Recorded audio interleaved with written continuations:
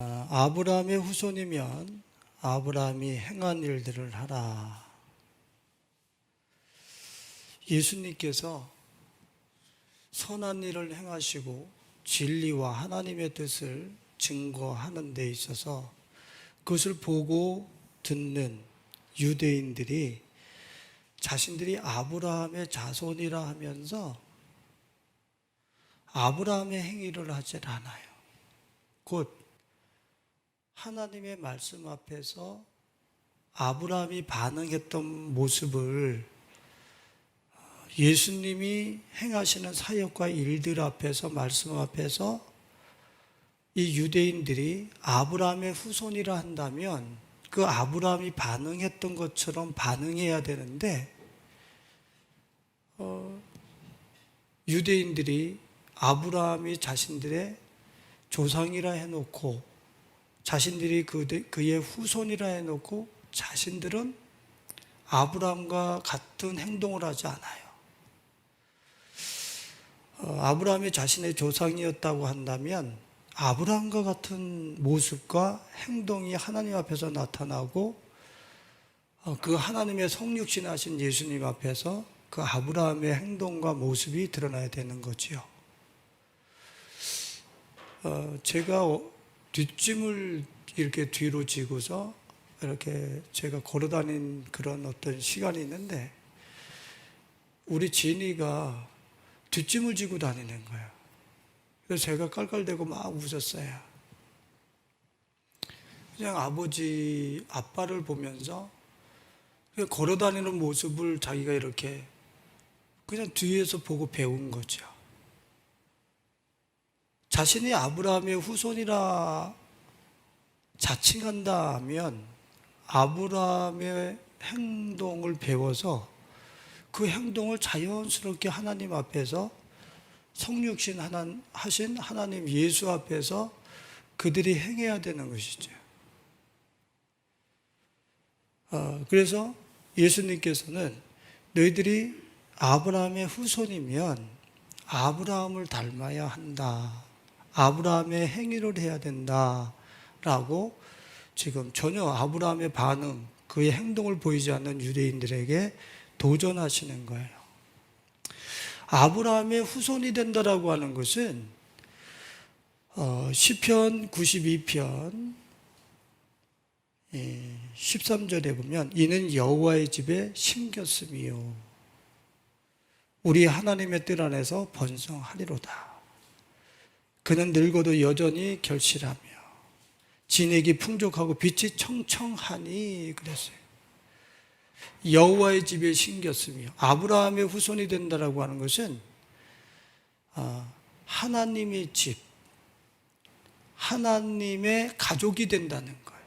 그래서 마태복음 1장 1절에 보면 아브라함과 다윗의 자손 예수 그리스도의 계보, 족보, 세계라 그러는 거예요. 아브라함과 다윗의 자손 예수 그리스도의 족보. 아브라함의 후손들은 예수 그리스도의 족보에 들어간다는 거예요.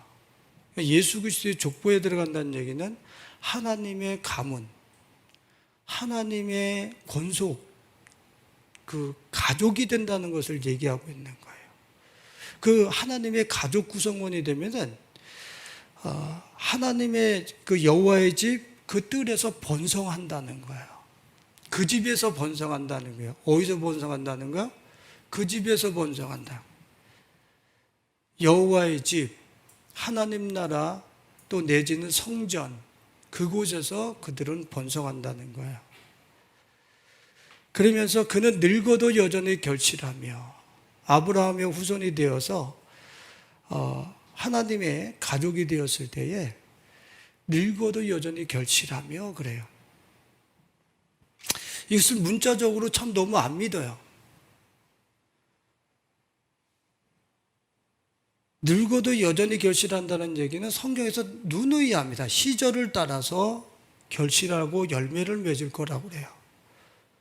그럼 제가 50 중반에 맺는 열매가 있을 것이고 60, 70, 80, 90 제가 더 넘어가면 안 되겠지만 그 시절을 따라서 결실하는 열매들이 있을 거라는 거예요. 그 나이에 맞는 시절에 맞는 맞춤형 축복이 항상 있을 거라는 거예요. 근데 기독인들이 이거 믿습니까?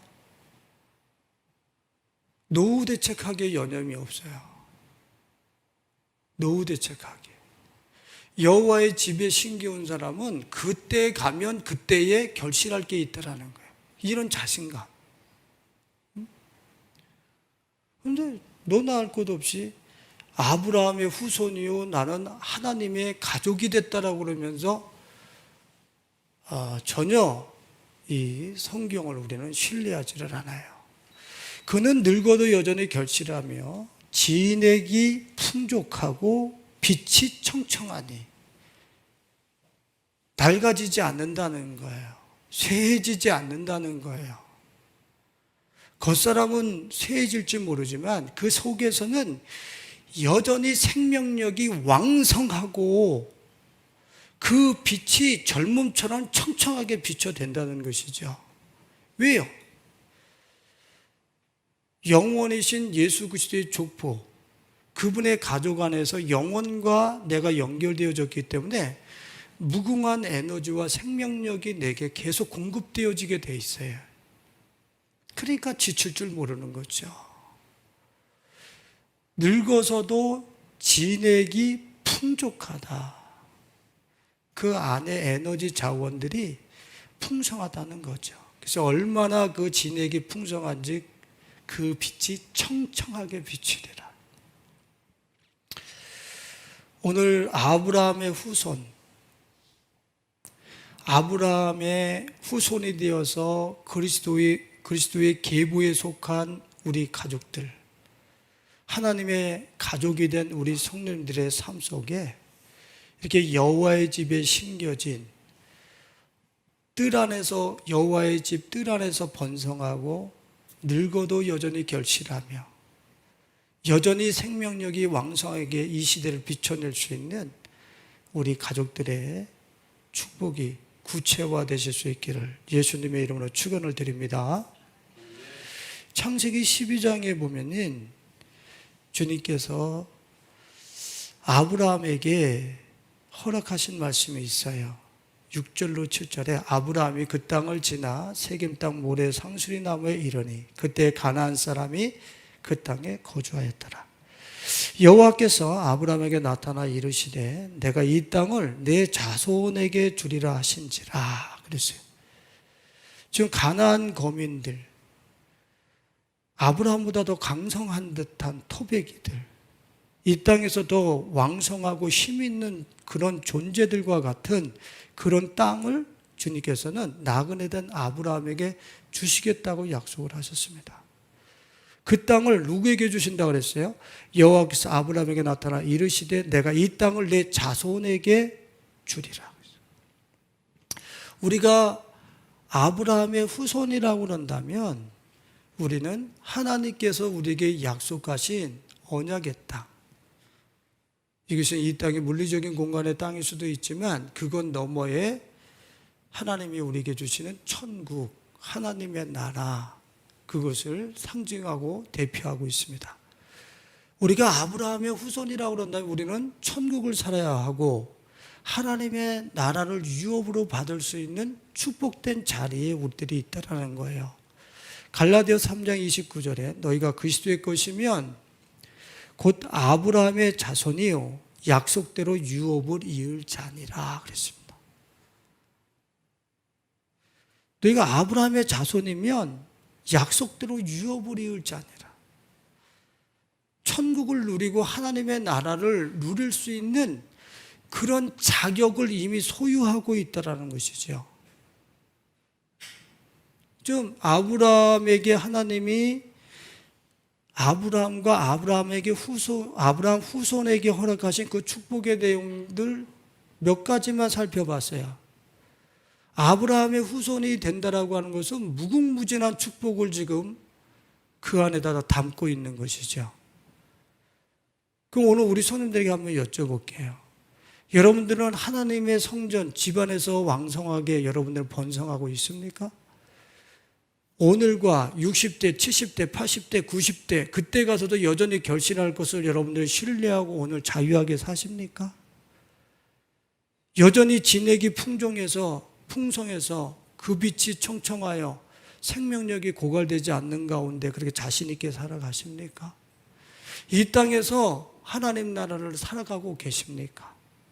천국은 죽어서 가는 곳이 아니라고 제가 누누이 말씀을 드렸습니다. 이곳에서부터 영원토록 살아가는 게 천국이고 하나님의 나라예요.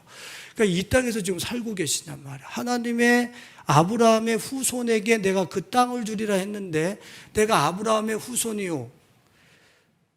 내가 아브라함의 후손이라고 그런다면 그 믿음의 조상 아브라함의 후손이라고 그런다면 나는 오늘 여기서부터 나는 천국을 살아갈 수 있는 자격을 이미 획득하고 살아가는 존재라는 얘기죠. 그 아브라함에게 허락한 이 약속들이 구체적으로 내게 성취됐는가 한번 자신들을 돌아보시라는 얘기예요. 나 아브라함의 자손 맞아? 아브라함에게 허락되어진 그 약속들이 내 삶 속에 한번 찾아봐야 되는 거예요. 단순하게 그냥 지금 내가 살고 있는 이 시점이, 이 공간이 천국이냐 아니냐만 먼저 진단해 보세요. 분명히 아브라함의 후손들에게는 하나님의 나라, 약속의 땅을 유업으로 주신다. 젖과 꿀이 흐르는 땅, 가나안 땅, 곧 하나님의 나라를 상징하는 불모지와 같은 그곳이고 우리가 점령할 수 없고 소유할 수 없는 땅과 같은 그런 땅을 우리에게 주시겠다고 하신 거거든요. 후손들에게. 그럼 지금 내가 서 있는 곳이 하나님의 나라이냔 말이에요. 지금 천국이냔 말이에요. 내가 천국에서 살아가고 있느냔 말이에요. 만일에 지금 내 삶의 공간과 시간이 하나님의 나라가 아니라고 그런다면 우리는 자신들에게 물어봐야 돼요. 나 아브라함의 후손 맞아? 아브라함의 후손이면 아브라함의 행위를 하면서 살아야 되는데 아브라함에게 허락되어졌던 약속들도 내 삶 속에는 묘연해. 찾을 수가 없어. 아브라함이 하나님 앞에 보였던 그 반응 한 개도 나는 보이지 않고 살아. 예수님이 내가 아브라함의 후손이면 너희가 아브라함의 후손이면 아브라함의 행위를 할지니라. 아브라함은 내 앞에서 그렇게 하지 않았어. 예수님은 아브라함 때도 계셨다는 얘기예요. 그 여호와 하나님이 예수님이라는 거예요. 그래서 아브라함은 내 앞에서 그렇게 하지 않았어. 너희들처럼 그렇게 하지 않았어. 우리 예수님 앞에서 하나님 앞에서 아브라함의 행위를 하고 있느냔 말이에요. 요한일서 2장 6절에 보면 그의 안에 산다고 하는 자는 그가 행하시는 대로 자기도 행할지니라 그런 말씀이 있어요. 내가 예수 안에 산다고 하는 자들은 그가 행하시는 대로 자기도 행할지라. 예수처럼 내가 예수 믿어? 너 예수처럼 행할지니라 그래요. 어마어마한 도전이죠. 충격이죠. 너 예수 믿어? 예수처럼 행하고 살아. 그래. 이 말씀에 미칠 사람들이 과연 몇 명이나 있겠어요? 무슨 예수처럼 행해? 그냥 예수가 다 이룬 거고 난 그 이름을 통해서 이 땅에 복을 받기를 원하지. 그러니까 성경과 전혀 상관없는 그런 믿음을 가지고 천국 가는 줄 알고 우리는 그 부도난 수표와 차표를 붙들고 우리는 이 땅을 간들간들 살아내고 있는 거예요. 너가 아브라함의 후손이야? 아브라함의 행위를 해. 그래요. 아브라함이 구체적으로 어떤 행위를 하나님 앞에서 보였습니까? 그 행위를 너희들도 하라는 거예요. 예? 창세기 12장 1절에 보면은 1절 이후에 보면 아브라함은 하나님께서 떠나라고 그럴 때에 자신의 그러한 어떤 고향, 친척 아비집을 떠납니다. 예? 우리 창세기 12장 한번 다 같이 펴보세요. 한두 번 보셨겠느냐마는 그래도 우리 눈으로 다시 한번 확인해 보기를 원합니다.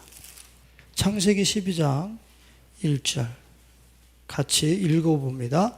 여호와께서 아브라함에게 이르시되 너는 너의 고향과 친척과 아버지의 집을 떠나 내가 내게 보여줄 땅으로 가라 그러죠.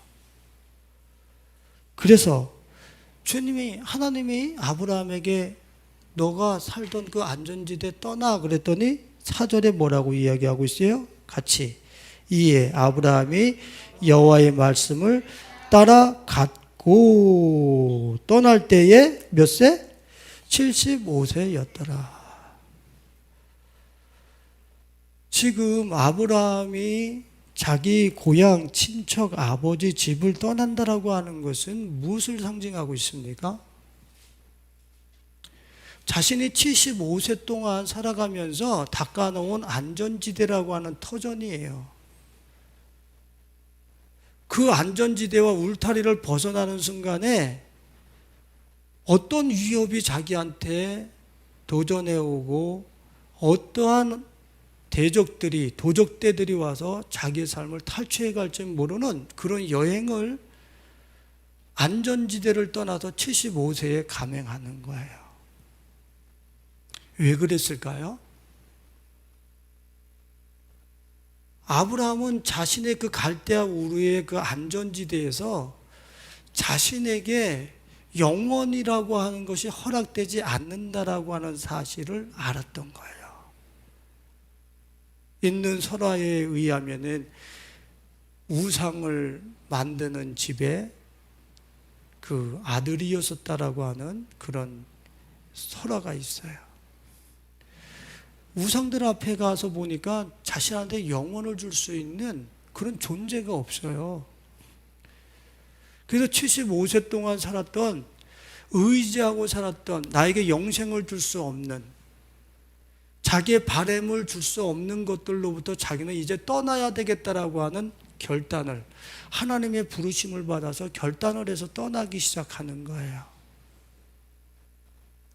그런데 이게 아브라함의 후손의 기본적인 자질이고 속성이에요. 자기의 안전지대를 떠나는 거예요. 아브라함의 후손인 이스라엘이 어디를 떠납니까? 애굽을 떠나요. 이스라엘 백성들, 아브라함의 후손인 이스라엘 백성들이 어디를 떠납니까? 바벨론을 떠나요. 계속 떠나는 삶이란 말이에요. 애굽이 어느 곳입니까? 성경상으로 애굽은 이 세상의 속성을 이야기하고 있는 거예요. 바벨론도 마찬가지고. 근데 아브라함이 갈대아 우르를 떠나잖아요.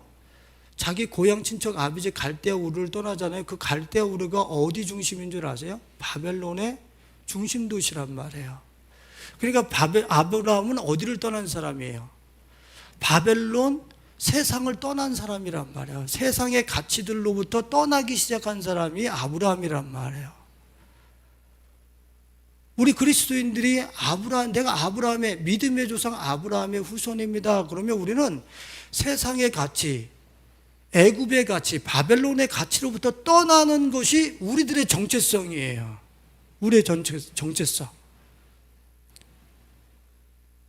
그래서 그리스도인들은 이미 망해 있는, 또 구체적으로 다 붕괴되어질 애굽으로부터 바벨론으로부터 자기의 생활을 더 안전지대로 자꾸 옮겨놓는 사람들이 그리스도인이라는 거예요. 애굽이 어떻게 됐습니까? 열재앙을 통해서 초토화되어지죠. 그건 하나님을 거역했기 때문에 초토화되어지는 게 아니라 주님이 상징성이요. 세상에 너희들이 믿고 의뢰하는 것들은 하나에서부터 10까지 하나도 믿을 게 없다라고 하는, 그것은 너희들의 영원한 토대가 되지 못한다라고 하는 사실을 알려주고 있는 거예요. 장자까지도, 최고의 힘이라고 의뢰하는 것까지도 붕괴될 거야. 그러니까 너희는 그곳에서 나와서 붕괴되지 않는 세계로 나오라고 그리스도인이요 아브라함의 후손들을 주님이 독려하시는 거란 말이에요. 여러분들이 세상에서 내가 지금 의뢰하고 있는 것들이 나를 영원히 나를 떠받들어 줄 거야 라고 여러분들이 정말 의뢰하고 신뢰하고 있는 게 무엇인지 진짜 객관적으로 한번 생각해 보세요. 그리고 그것이 내 영혼과 내 미래를 진짜 책임져 줄 수 있는가? 여러분들이 솔직하게 계산해 보세요. 그거 붕괴될 거예요. 그거 모래탑처럼 다 허물어질 거예요. 왜? 애굽의 열재앙을 통해서 이미 그 애굽의 신들이 초토화되어지는 것 우리에게 보여주셨잖아요. 근데 우리들은 안 떠나요. 그냥 애굽의 그 가치, 그 우상을 세상 사람 애굽이 우상 숭배하는 그것들을 똑같이 신주단지 모셔놓고 그 앞에 경배하면서 안 떠나요. 그리스도인이 아니에요. 아브라함의 후손이 아니에요.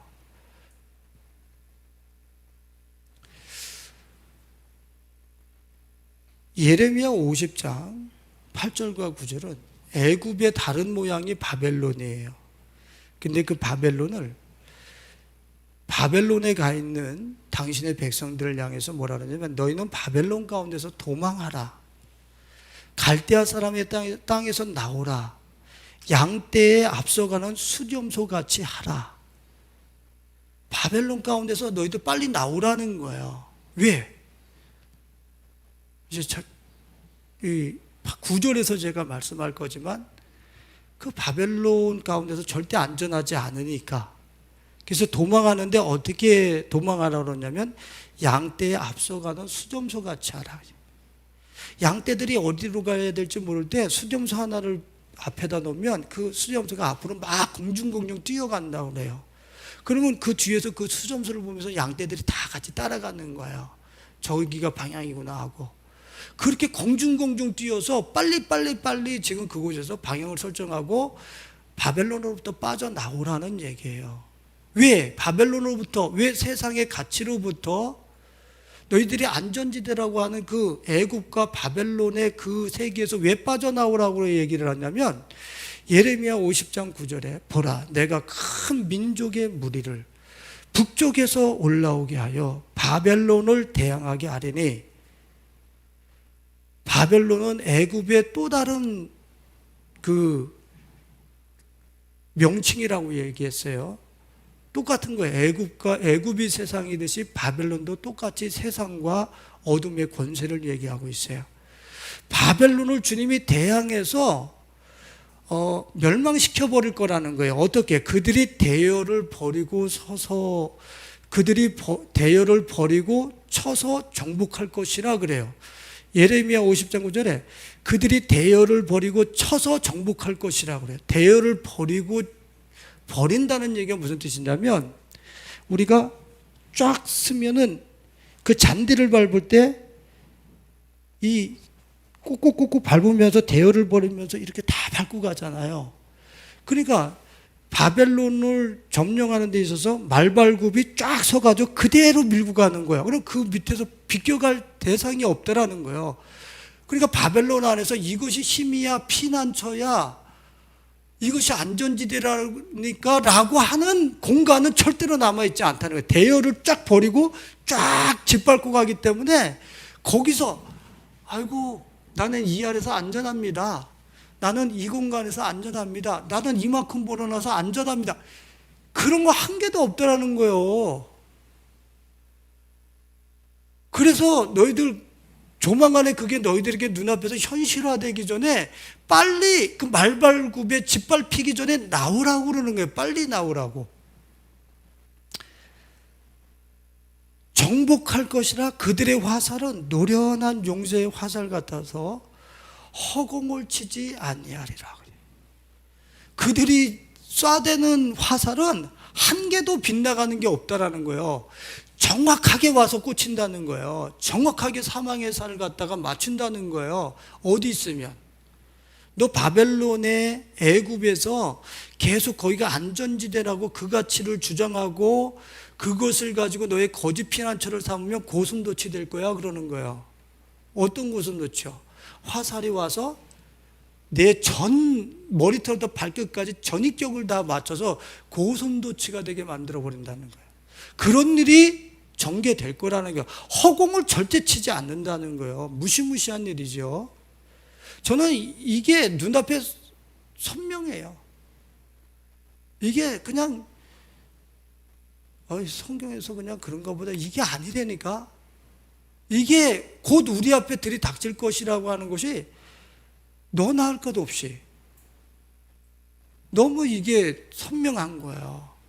난 너무 이게 우리 성도님들한테 여러분들의 생각과 삶의 현장이 애국과 바벨론의 가치로부터 더 안전지대를 과연 빠져나오고 있는가, 여러분들이 진지하게 여러분들 스스로를 진단해 보셔야 된다는 거예요. 아브라함은 어떻게 했어요? 그 바벨론 갈대아우르로부터 말씀을 따라 나왔단 말이에요. 말씀을 따라 갔고 75세에 갔고 그래요. 지금 말씀이 들려질 때 여러분들은 어떻게 해야 되는 거예요? 기회가 있다라는 거예요. 지금 바벨론으로부터 다른 안전지대로 도망할 수 있는, 말씀을 따라갈 수 있는 기회가 아직 나에게 있다라는 거예요.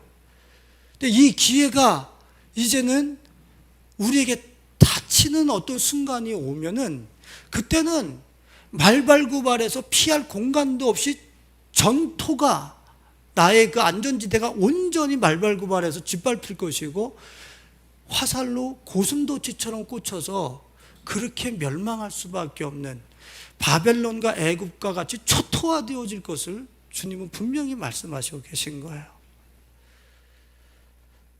우리는 아브라함의 후손이면 아브라함의 행위를 해야 돼요. 우리 지금 갈대아우르를 떠나듯이, 우리 조상 아브라함이 갈대아우르를 떠나시지 우리도 떠나야 되는구나. 나도 떠나야 되겠구나. 보따리 만들어가지고 가볍게 해서 주님이 가라고 하는 그 안전지대로 가야지요.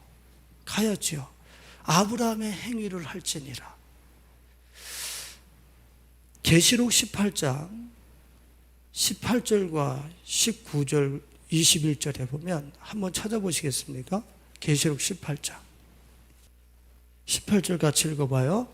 그가 불타는 연기를 보고 외쳐 이르되 이 큰 성과 같은 성이 어디 있느냐 하며, 19절 티끌을 자기 머리에 뿌리고 울며 애통하여 외쳐 이르되 화이도다 이 큰 성이요, 바다에서 배 부리는 모든 자들이 너의 보배로운 상품으로 치부하였더니 한 시간에 망하였도다. 21절 이에 한 힘센 천사가 큰 맷돌 같은 돌을 들어 바다에 던져 이르되 큰 성 바벨론이여, 이같이 비참하게 던져져 결코 다시 보이지 아니하리로다.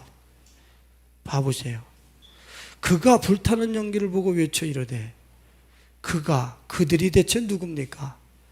바다에서 배부리는 모든 자들. 바다에서 배부리는, 19절 바다에서 배부리는 모든 자들, 이들이 누굽니까? 무역하고 경제, 돈, 바벨론의 상품으로 어떻게 했어요? 너의 보배로운 상품, 바벨론의 보배로운 상품으로 치부하였더니. 그러니까 돈, 경제 이런 것을 거머쥐고 바벨론에서 가치 있다라고 여기는 그 향료, 금은 뭐 이런 가치들, 그런 것들로 자기의 안전을 치부하면서 그런 것들을 갈망한 사람들이라는 거예요. 그 갈망한 사람들이, 그걸로 자신들의 안전을 도모했었던 사람들이 한 시간 만에 망한다. 한 시간 만에. 그냥 맷돌을 들어서 천사가 바다에 휙 집어 던져서 다시는 아무것도 아닌 것처럼 만들어 버리듯이, 나 돈이 얼마 있는데, 내가 땅이 얼마나 있는데, 내가 노후 대책을 얼마나 했는데, 바벨론의 상품, 아주 가치 있다라고 하는 것들을 가지고 나를 그렇게 치부하면서 자신 있게 행하던 그들이 한 시간 만에 망한다. 아무것도 아닌 것처럼 된다는 거야. 왜? 하나님께서 물속에 빠뜨려 버릴 거니까. 근데 지금 크리스찬들 중에, 그리스도인들 중에서 이 운명을 알고 야, 좋은 번연의 천루역정에서 나온 기독도처럼 야, 여기 있으면 결국에는 다 망하는 거구나. 100% 망하는 거구나. 이거 여기서부터 어떻게 벗어나야 되는 것이지? 여기에 대한 진지한 고민. 이 진지한 고민을 하는 크리스찬들이, 기독교인들이 과연 몇 명이나 될까요? 나 여기 이대로 있으면 그 바벨론을 초토화시키는 말발굽알에서 전혀 비껴갈 수 없구나. 여기 그냥 이 세계에 있으면 그냥 물속에 푹 빠뜨려 버리면 아무것도 아닌 것처럼 그렇게 내 거는 전몰되겠구나. 이것 때문에 걱정이 돼서 아브라함처럼 갈대아 우르를 떠나려고 하는 이런 의식, 지금 세상의 가치와 세상의 시스템, 그들로 치부했었던 고급진 그런 어떤 그 상품으로 치부하려고 했었던 자신의 그 믿음 없는 소치를 떠나려고 하는 사람들이 과연 몇 명이나 됐냔 말이에요. 아브라함의 후손이면 아브라함의 행위를 할지니라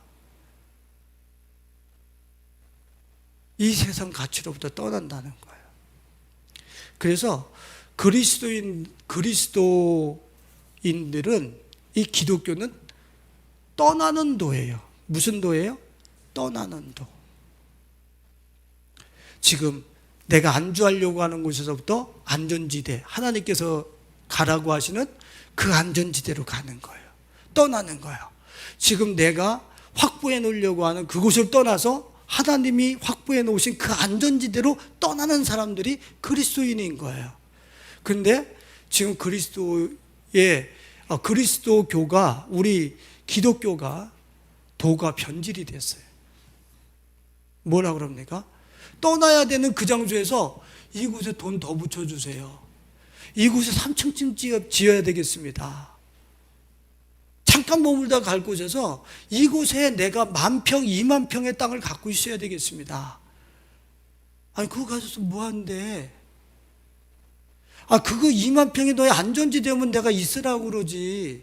그거 물속에 푹 빠질 거라니까.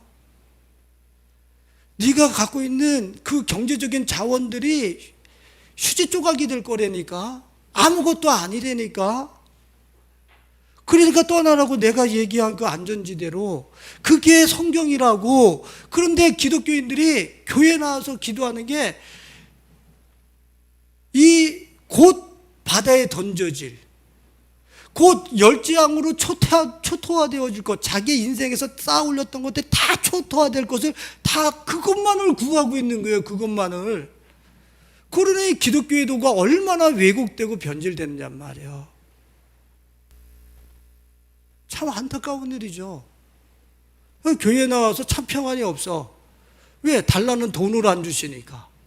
내가 달라고 하는 그런 땅덩어리 크기만큼 안 주시니까. 맨 자기 욕심들만 부리고 있는데 안 주시니까 지옥이야, 이곳이. 예? 근데 안 주시는 게 더 축복이야. 안 주시니까 없는 데서도 살아갈 수 있는 하나님이 예비하신 피난처로 들어가 버려. 아니, 거기 들어갔더니, 아니, 그렇게 애걸복걸하고 다 챙겨야 될 것 없어도 사라지는 동네가 있었네. 할렐루야. 그게 아브라함 보고 갈대아 우르를 떠나서 그곳으로 들어가. 거기는 너희들이 그렇게 염려 근심하면서 돈돈 무슨 땅 무슨 뭐 집 뭐 성공 뭐 이렇게 안 하고도 살아갈 수 있는 블루오션이야. 그게 아브라함이 그걸 알고 말씀을 따라간 거야. 너희들이 아브라함의 후손이야? 그러면 아브라함의 행위를 행할지니라 그랬죠. 저는 우리 성도님들이 가지고 있는 이 사고체계, 지금 이 세상을 보고 있는 그런 자신들의 가치체계의 렌즈가 있을 거예요. 그것이 무엇인지 스스로들이 진단을 해보면서, 내가 이곳에서 안전지대라 이것을 확보해놓고 여기 머물러야 될 것이 아니라 그 눈을 뽑아버리고 말씀이 이야기하는 그 안전지대로 나가는 아브라함의 후손이 돼야 되겠다. 이런 진정한 믿음의 결단을 가지고 지금 자리를 떨고 일어날 수 있는 우리 가족들이 되실 수 있기를 예수님의 이름으로 축원을 드립니다. 우리 자신들에게는 이렇게 세상 바벨론으로부터 떠나야 될 그런 어떤 시간적이고 공간적인 그러한 갈대아 우르가 있어요. 아브라함처럼. 그런데 여러분들이 이것을 여러분들의 내면으로 가지고 들어가 보세요. 자신만이 내 내면에다가 확보해 놓고 떠나기 싫은 갈대아 우르가 있어요. 정욕의 땅, 욕망의 땅. 내 심령 안에다가 그 우상 숭배에 가득한 정욕의 갈대아 우르를 다 형성해 놓고 그곳에서부터 떠나질 않아요. 절대 떠나질 않아요. 그리고 몸만 나와서 문효는 그리스도인인데 그 마음은 갈대아 우르가 꽉 차 있어요. 자기의 욕망과 정욕에 그 갈대아 우르가 가득 차 있습니다. 분명히 기억하세요. 여러분들 내면의 갈대아 우르로부터 떠날 개인의 갈대아 우르가 있어요. 개인의 갈대아 우르가 있어요.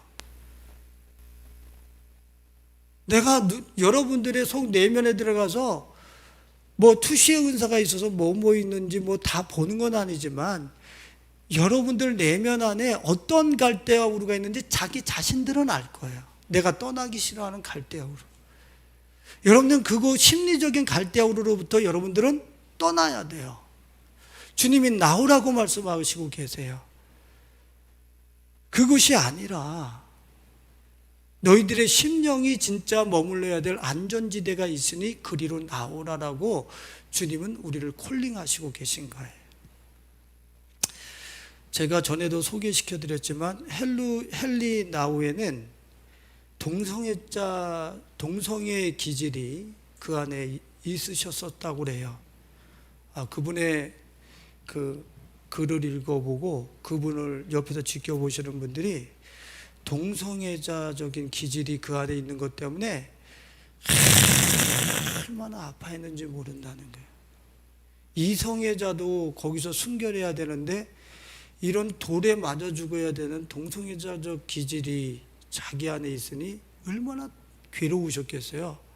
그게 밤이면은 남자를 향해서 전화 걸고 싶은, 또 그러니까 그 친구들이 그래요. 새벽에 전화를 받을 때가 있었다는 거예요. 뭐 어떻게 늦은 시각에도 이렇게 전화를 할 때도 있고, 그래서 참 힘들어했다라는 거예요. 그분이 헨리 나우엔의 글을 읽어보세요. 하나님과 엄청 가까워요. 무척 가까워요. 그분을 옆에서 보면서 그분을 써내려가는 책 같아요. 글 같단 말이에요. 그분을 옆에서. 왜 그런 거예요? 그 동성애자적 그 기질을 얼마나 지독하게 미워하면서 자기 심리적인 그 갈대아 우르를 떠나면서 하나님께 나가려고 몸부림쳤는지 주님이 그 기질로부터 안전하게 피할 수 있는 피난처인 당신의 품을 확 열어 보여주신 거예요. 그러니까 자기의 심리적 갈대아 우르를 떠나려고 몸부림치는 헨리 나우엔에게 하나님께서는 당신의 품을 열어서 이곳이 동성애를 즐기는 그 쾌락보다, 그 감각보다 내 품이 더 기쁘고 더 안전하고 더 쾌락이 항구할 것임을 주님께서는 열어 보여주신 거예요. 사도 바울이 로마에서 오라 나는 공고한 사람이로다. 죄가 나를 사로잡아가는 것을 내 자기 마음속에서 본다고 그랬어요. 그게 몇 년 싸움인 줄 아세요? 다메섹 도상에서 예수님을 만나고 30년에서 40년 후에 쓴 게 로마서라는 거예요. 그러면 다메섹 도상에서 예수님 만나고 자기는 내면에서 떠나고 싶은 그 기질, 떠나야 되는 갈대아 우르와 치열한 싸움을 매일 예수와 승리를 하면서 그렇게 자기의 삶을 예수 그리스도께 가져갔다는 걸 얘기하고 있어요. 그냥 예수께 간 게 아니라 자기 심리적 갈대아우로 그곳에 있고 싶은, 그렇게 살고 싶은 그곳을 떠나서 그리스도께 갔다라는 거예요. 그래서 사도 바울이 된 거예요. 사도 바울이 자기 몸에 가시가 있다라고 그랬어요. 그래서 주님이 주님한테 그거 빼달라고 했어요. 주님이 안 빼주셨어요. 왜요? 그것이 나를 주장하지 못하게 하기 위해서 어떻게 해요? 내가 예수께 더 가까이 가야 되니까. 더 많은 비밀을, 더 큰 쾌락을, 더 큰 만족을 얻게 되는 거예요. 사도 바울에게 있었던 그 가시가 뭐라고 이야기하고 있어요? 안질일 것이다, 간질일 것이다, 이렇게 표현하지만 어떤 목사님들은 혼자 살았기 때문에 성적인 욕망이 끊임없이 그를 사로잡았을 것이다, 이렇게 이야기하는 신학자들과 영성가들이 있어요. 그 말도 결국 틀리지 않아요.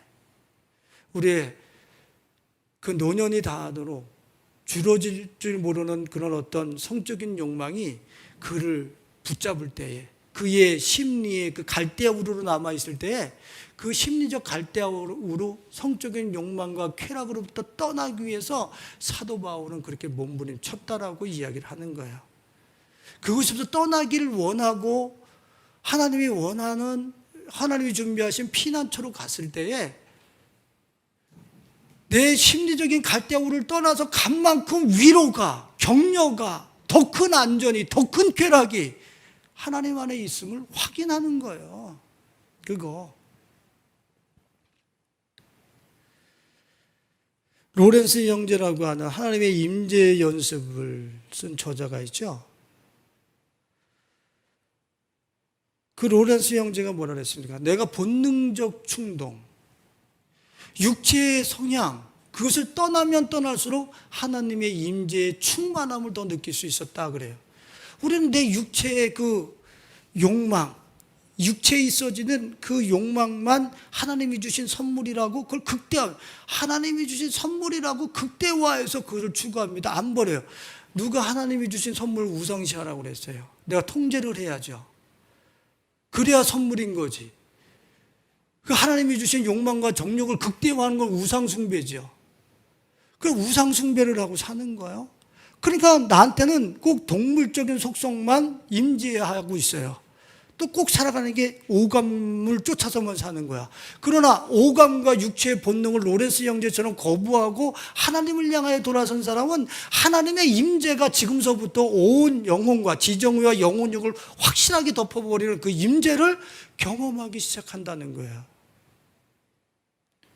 여러분들이 우리의 오감, 육체의 오감은 극대화하라고 주님이 주신 게 아니라 통제하면서 절제했을 때 너희들에게 복이 된다라고 하는 사실을 우리에게 가르치고 있는 거야. 그래서 주신 거야. 근데 우리는 이미 우리의 오감의 욕망들을 우상화시켜놓고 그것을 숭배하고 있죠. 저는 우리 성도님들에게 구체적인 말씀은 드리지 못하겠습니다만 저는 쾌락이라는 게 뭔지를 압니다. 저는 돈이 어떤 가치라는 것도 압니다. 저는 술이 어떻게 우리한테 위로로 다가올 수 있다는 것도 저는 술을 마셔봐서 압니다. 저는 담배를 펴봐서 담배의 중독성을 알고 있습니다. 그런데 여러분들, 저는 그 하나하나에서 빠져나오기 위해서 그곳에서부터 내 심리적으로 머물고 싶은 그 공간으로부터 빠져나오기 위해서 하나님 앞에 몸부림쳤을 때에 그 하나하나의 그 심리적인 공간으로부터 내가 빠져나왔을 때에 경험되어지는 하나님의 그 허락하신 피난처, 그 만족의 세계, 저는 그 빠져나올 때마다 그것이 저한테 배나 더하여 저한테 인식되기 시작했어요. 배나 더하여. 우리 성도님들이 떠나기 싫어하는 심리적인 공간, 그 갈대아우로 제 안에 다 있었을 거예요. 근데 그곳에서 목사님은 그렇게 말씀하시고 나는 그냥 이렇게 사는 거지. 아브라함의 후손이면 그렇게 얘기할 수 없어요. 아브라함의 후손이면 아브라함의 행위를 하게 돼 있어요. 나만의 갈대역으로 심리적인 공간으로부터 내가 떠나기를 자원하면서 어떻게 이것을 떠나갈 것인가 씨름하게 돼 있어요. 씨름하게 돼 있단 말이에요. 그것 때문에 고민하게 돼 있어요. 그것 때문에 가슴을 찢게 돼 있어요. 울게 돼 있어요. 그것 때문에 밤잠을 설쳐가면서 주님 앞에 몸부림치게 돼 있어요. 우리 그런 거 하나도 없이 떠났다고 그래. 말도 안 돼. 어떻게 그런 거 하나도 없이 떠났지? 내가 이 심리적인 공간에 갈대우를 만들기 위해서 이리 뛰고 저리 뛰고 밤잠을 설쳐가면서 그것을 확장하기 위해서 얼마나 뛰어다니면서 노력했는데 어떻게 나 나갈게. 이게 가능한가? 빠져나오고 싶은 그 열정을 심리적인 갈대우를 만들기 위해서 뛰어다닌 열정보다 조금 더하기 위해서 막 몸부림치면서 빠져나오려고 이곳에서 빠져나가고 싶어서 막 몸부림칠 때 툭 튀어서 나오는 건데 내가 언제 심리적인 갈대우를 만들 때 그렇게 밤낮 없이 뛰어다니면서 그렇게 돈을 쓴 것만큼 얼마만큼 심리적 공간 그 갈대우에서 빠져나오기 위해서 그렇게 노력해 본 적이 있어요. 그렇게 진짜 없다고. 그리고 우리 빠져나왔다 그래. 절대 못 빠져나온 거예요. 못 빠져나왔다는 얘기는 무슨 뜻입니까? 지금 큰일 났다는 얘기예요, 지금.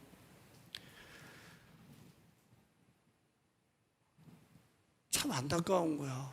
저하고 20년, 30년 신앙생활 했는데 내가 너무 우리 성도님들의 지금 현주수를 보면서 진짜 내가 목회자로서의 자질이 있나? 자괴감이 내 스스로에게 자괴감이 드는 게 아니라 미치겠는 거예요. 다 지옥 가게 생겼어요. 가만히 보니까 내가 20년 30년 목회하고 끌고 나왔는데 갈대우를 하나도 안 떠났어. 다 거기서 살아가는 게 그냥 이렇게 뭐 내가 디테일하게 보이지는 않지만 다 이건 뭐야? 내가 어떻게 해야 되는 거지? 황당한 거예요, 지금 제가. 진짜예요. 예? 이게 하나님이 내가 이거 일부러 이 설교한다고 생각하세요? 모양은 그리스도인인데 심리적 갈대우로에서는 나오고자 하는 열정과 그 심리적 갈대우를 만들기 위해서 내가 쏟아붓던 에너지보다 조금 더해서 빠져나오고 싶어서 그 주님을 향해서 막 몸부림쳐야 되는데 그런 열정을 보이는 가족이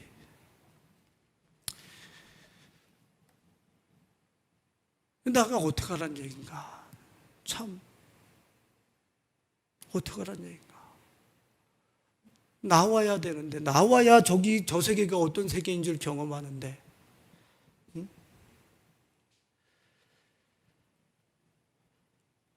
하나님께서 어떻게 하셨습니까? 이스라엘 백성들 아브라함의 후손을 인도하실 때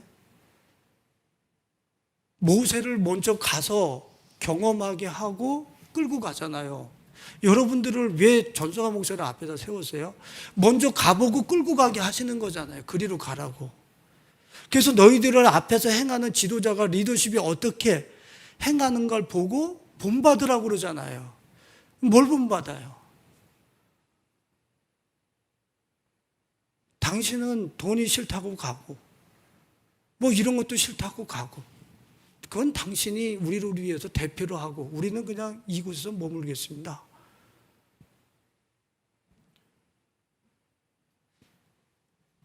참 답답한 거예요. 답답한 거.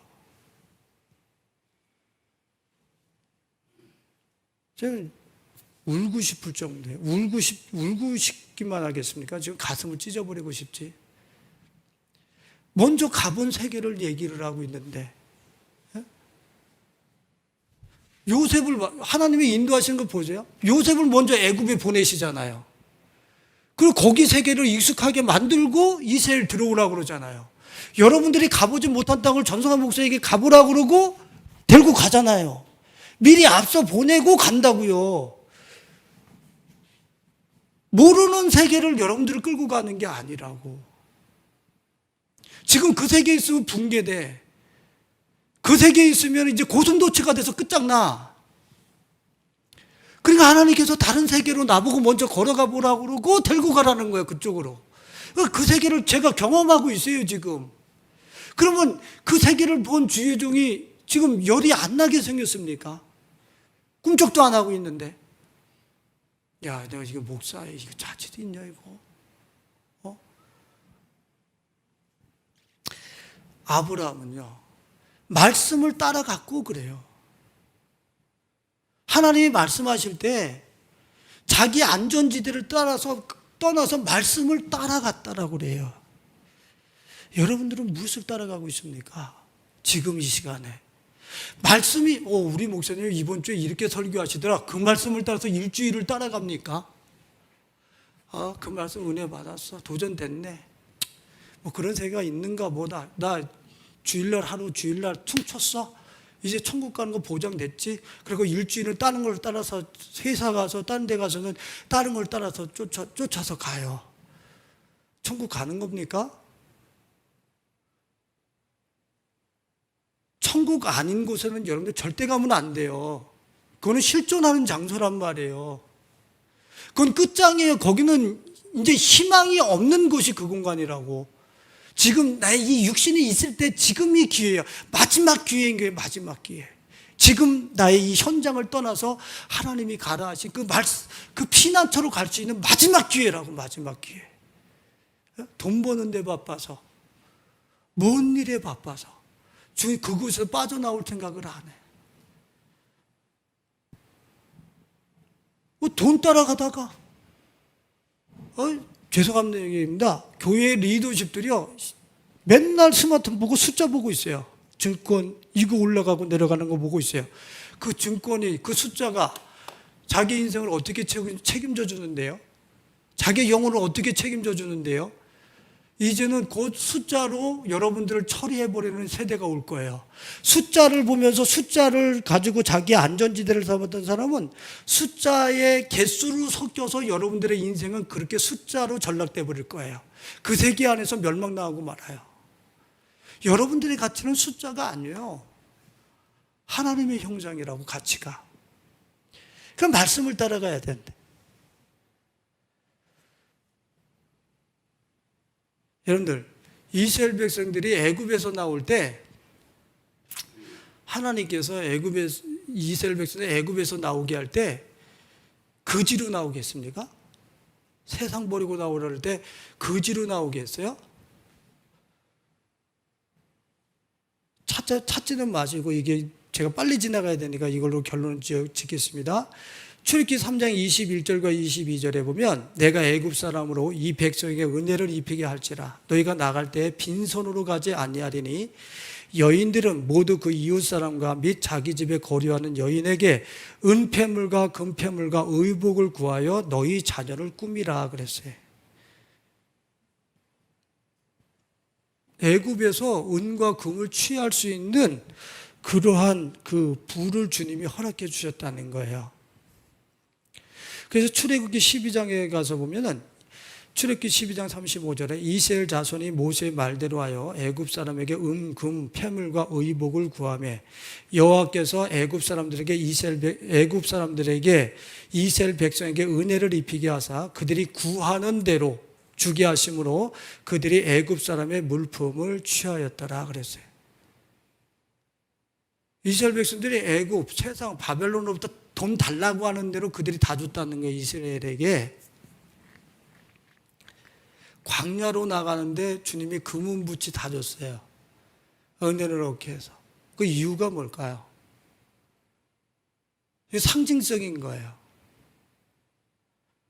상징성.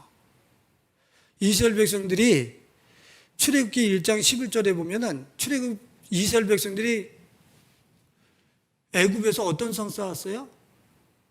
국구성, 비돔과 람세, 국구성. 돈 쌓는 재미로 살았던 거예요. 돈 쌓는 재미로. 그러니까 돈 쌓는 재미로 사니까 너 돈의 노예가 돼서 너 멸망당하게 되지. 근데 내 말 듣고 따라 나와봐. 돈은 거저 주어지는 거야. 이 은혜의 방법. 돈은 너한테 와서 순복을 해야 되지. 돈을 쌓게 되면, 비돔성을 쌓게 되면, 람셋을 쌓게 되면 너는 종노릇하게 되지만 그 앞에서 질식해서 죽고 말지만 내 말을 따라서 나오면 애굽 사람들이, 바벨론이 너한테 줘야 돼. 돈은 금은은 너의 아래야.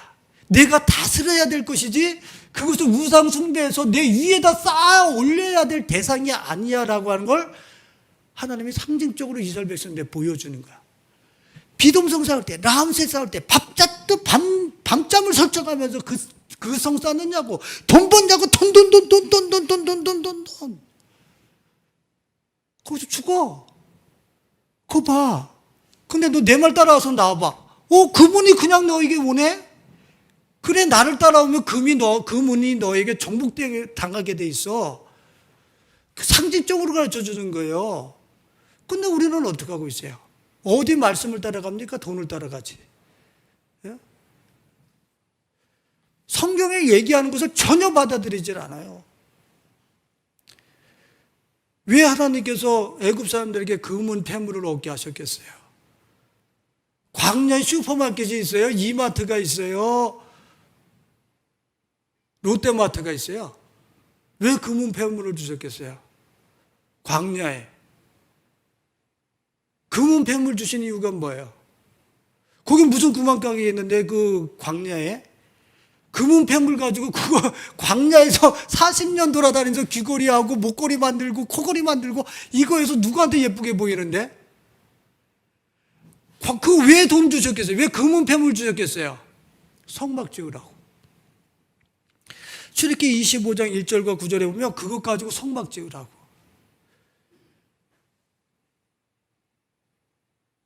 여러분들에게 금은 폐물을 주신 이유는 성막 지으라고 주신 거예요. 그거 단장해가지고서 광야에서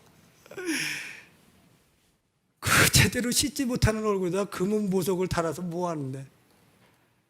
성전 지으라고. 그러니까 참 역시 목사님은 역시 돈 갖고 오란 얘기구나. 꼭 우리 목사님은 안 그런 줄 알았더니 또 저렇게 또 설교하시네. 이거 참내 실망이네. 금은 폐물이 뭡니까? 금은 폐물과 재물을 우리는 하나님과 겸하여 섬기려고 하는 이 악독한 두 신을 같이 양립해서 숭배하려는 게 우리의 속성이에요. 근데 그 출애굽기 25장에 보면 하나님께서 뭐라 그러냐면 나를 위하여 내가 너희 가운데 거할 성막을 짓고 너희가 지으라고 그래. 내가 그들 중에 거할 성소를 그들이 나를 위하여 짓고 그래요. 그게 무슨 뜻입니까? 너의 소중한 게 뭐야? 그걸 가지고 나를 위하여 집을 지어봐. 쓰다 남은 거 그거 가지고 내 집 짓지 말고 너가 소중하게 여기는 게 진짜 가치잖아. 이 가치보다 당신이 더 소중합니다라고 한번 성전을 지어봐. 네 집에서, 네 심령에서. 이것보다, 이 금은 폐물보다 당신이 더 소중합니다라고 하는 진정한 고백을 하면서 한번 살아보라. 그게 성전 짓는 거예요. 그래서 주님이 우리에게 주신 거예요. 어떤 우리들이 소중하게 여기는 어떤 그런 가치들을 허락하셨다는 거예요. 그걸 가지고 욕망을 극대화하는 게 아니라 그걸 헌신해서 이것보다 당신이 더 소중합니다 라고 하는 그러한 성전을 지어보라고 주셨다는 거예요. 지어보라고.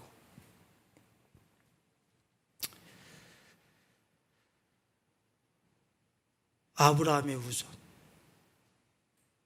그분이 우리의 조상입니까? 우리 구원받은 사람들 맞습니까? 그러면 우리도 오늘 말씀을 따라 일어나야 합니다.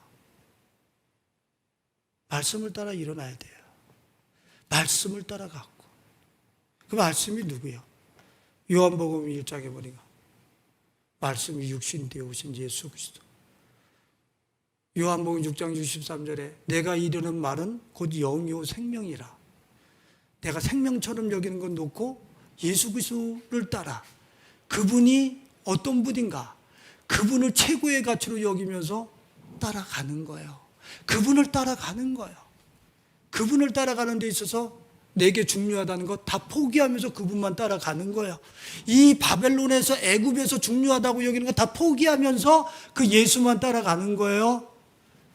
거기에 바벨론과 애굽에서 초토화되어지지 않는 세상이 그리스도 안에 있다라고 하는 사실을 그 사람만 확인할 수 있어요. 예수를 진짜 따라가서 그 예수만 따라간 사람만 바벨론 애굽의 장망성을 빠져나와서 그 안에서 이런 신세계가 있다라고 하는 사실을 그 사람만 느낄 수 있어요.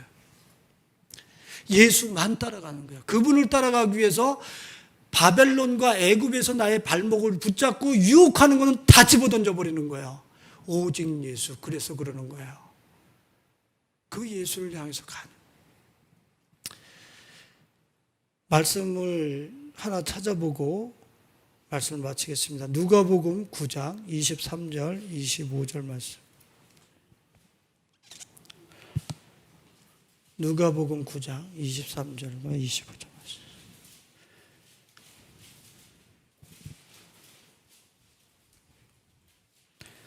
아브라함은 말씀을 따라갔어요. 주님이 우리에게 따르라고 말씀을 하세요. 말씀이신 당신을 따르라고 말씀하시고 계세요. 23절과 25절 말씀 같이 읽어봅니다. 또 무리에게 이르시되 아무든지 나를 따라오려거든 자기를 부인하고 날마다 제 십자가를 지고 나를 따를 것이니라. 누구든지 제 목숨을 구원하고자 하면 잃을 것이요 누구든지 나를 위하여 제 목숨을 잃으면 구원하리라. 사람이 만일 온 천하를 얻고도 자기를 잃든지 빼앗기든지 하면 무엇이 유익하리요. 아브라함이 말씀을 따라가세요. 우리는 말씀이 육신이 되신 예수를 따라가야 돼요. 따라갈 때에 아무든지 나를 따라오려거든 자기를 부인하고 날마다 제 십자가를 지고 나를 따를 것이니라. 나를 따를 것이니라. 나를 따라. 돈을 따르고 무슨 쾌락을 따르고 이런 걸 따르는 게 아니야. 나를 따를 것이니라. 누구든지 제 목숨을 구원하고자 하면, 이 얘기는 무슨 소리예요? 예수가 아닌 다른 것이 나의 구원이고 안전지대라고 생각하면서 그것을 얻으려고 하면, 그런 목숨을, 제 목숨을 구원하고자 하면 잃을 것이요.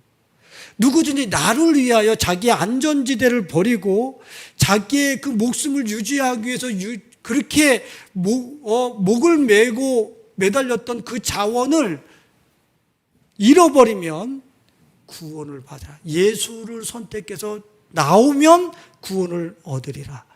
사람이 만일 온 천하를 얻고도 자기를 잃든지 빼앗기든지 하면 무엇이 유익하리요? 천하를 포기하는 일이 있어도 나를 따라 나서 그러는 거야. 천하를 포기하는 일이 있어도 나를 따라 나서 그것이 너에게 유익이야 라고 얘기를 하고 있어요. 그것이 장차 망할 이 세상에서, 장망성에서, 바벨론에서, 애굽에서 유일하게 너희들이 피할 장소를 얻는 방법이야 라고 말씀을 하고 있어요. 오늘 말씀을 따라서, 예수를 따라서 여러분들이 안전지대라고 생각했던 곳에서부터 아브라함의 후손답게 일어나 그분을 향하여 따라갈 수 있는, 말씀을 따라가는 우리 가족들이 되어서 이 바벨론과 애굽으로부터 온전한 피난처에서 살아가면서 이 시대를 긍휼히 여기면서 섬겨낼 수 있는 우리 가족들이 되실 수 있기를 예수님의 이름으로 축원을 드리겠습니다.